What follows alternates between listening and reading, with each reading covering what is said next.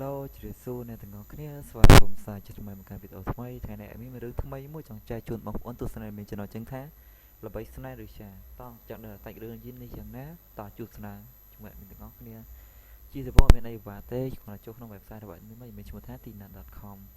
បាយមកមានអីវ៉ា TIN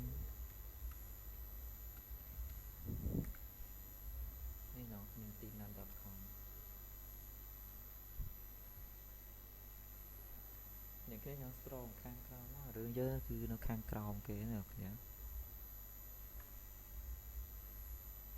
រឿងហ្នឹងល្អមើលខ្លាំងហ្មងនេះខ្ញុំអារ៉ាប់ឲ្យដបមកល្បីស្នេហ៍ឬចានេះសាច់រឿងថៃចុចមួយមកមានរហូតដល់អេពីសូតទី22ណោះគ្នា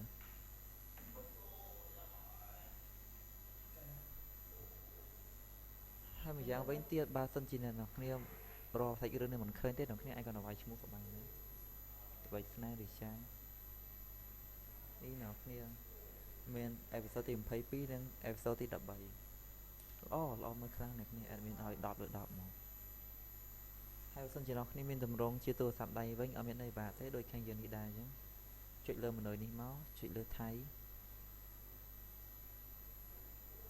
អ្នកឃើញចង្វាយចំណងជើងប៉ុន្តែអេដមីនលេងផ្លូវកាត់ឲ្យមើលហ្មងទៅនេះអ្នកគ្នាល្បីស្នេហ៍ឬចាអរគុណអ្នកនរនេះប្រកាសទស្សនាតជួបក្នុងវីដេអូក្រោយ